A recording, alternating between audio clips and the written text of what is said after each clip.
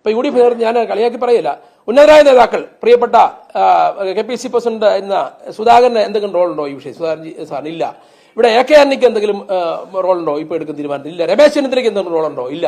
VM സുധീറിന് റോളുണ്ടോ? ഇല്ല. അങ്ങനെ K മുരളീധരന് റോളുണ്ടോ? ഇല്ല.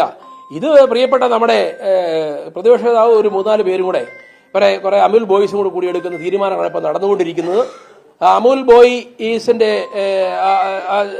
ഇടയിൽ ചുറ്റപ്പെട്ടു പോയിരിക്കുന്നു നമ്മുടെ പ്രിയപ്പെട്ട പ്രതിപക്ഷ നേതാവെന്ന് ഞാൻ പറയാൻ ആഗ്രഹിക്കുന്നു. എനിക്ക് അദ്ദേഹത്തോട് വ്യക്തിപരമായ ഒരു പണക്കവുമില്ല. പക്ഷേ അദ്ദേഹത്തിന്റെ സംസാര ശൈലികൾ വേദനിപ്പിക്കുന്നതാണ്. ഞാനും പ്രിയപ്പെട്ട പ്രതിപക്ഷ നേതാവിനെ ഈ നോമിനേഷൻ കൊടുക്കുന്നതിന് സ്ഥാനാർത്ഥി പ്രഖ്യാപിക്കുന്നതിന് വിളിച്ചു ലീഡറെ നമുക്ക് PV അൻവറെ കൂടി ഉൾക്കൊണ്ട് പോകണം. ഇവിടെ ഷൗക്കത്ത് എന്നുള്ള സ്ഥാനാർത്ഥിയെ സംബന്ധിച്ചാണ് വിഷയങ്ങൾ അഭിപ്രായ വ്യത്യാസമുണ്ട്. അതുകൊണ്ട് അങ്ങ് ഒരു കാര്യം ചെയ്യുക, നമുക്ക് നല്ല ഒരു സർപ്രൈസ് കാൻഡിഡേറ്റിനെ അങ്ങോട്ട് ഇറക്കിയാൽ നമുക്ക് ജയിക്കാം. അൻവറിനും പ്രശ്നമില്ല. ഞാൻ പറഞ്ഞു അബിൻ വർക്കിയെ പോലെ യൂത്ത് കോൺഗ്രസിന്റെ പിള്ളേർക്ക് ഇല്ലേ, നല്ല പിള്ളേരില്ലേ എന്ന് ഞാൻ ഇത്രയും ചോദിച്ചു. ഉടനെ അദ്ദേഹത്തോട് പറഞ്ഞത് ജനം അറിയണം, പറഞ്ഞേ പോയി പണി നോക്കാനാ പറഞ്ഞു.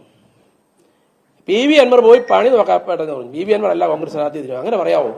ഞാൻ പറഞ്ഞു മാന്യമായ ഭാഷയിൽ സംസാരിക്കാമല്ലോ. ഞങ്ങളുടെ അത് പറ്റില്ല, അത് ഞങ്ങൾ സ്ഥാനാർത്ഥി നിശ്ചയിച്ചു, അയാളെ കൂട്ടിക്കൊണ്ടുപോവാ, നമുക്ക് സംസാരിക്കാം, സ്ഥാനാർത്ഥി ഇതാണ് എന്നോട് പറഞ്ഞ ഭാഗം. നിങ്ങൾ കണ്ടാൽ പത്രസമ്മേളനത്തിൽ ഇവിടെ ചേലക്കരപ്പള്ളി പറഞ്ഞു PV അൻവർ പോയി പണി നോക്കട്ടെ തോന്നുന്നു, അയാൾ ആരാന്ന് ചോദിച്ചു. അങ്ങനെയല്ലേ പറഞ്ഞേ പരസ്യമായിട്ട്? എന്നോട് അവൻ്റെ ഫോണിൽ കൂടെ പറഞ്ഞാൽ ഞാൻ അവൻ്റെ ഫോണിൽ റെക്കോർഡ് ചെയ്ത് സൂക്ഷിക്കാറില്ല.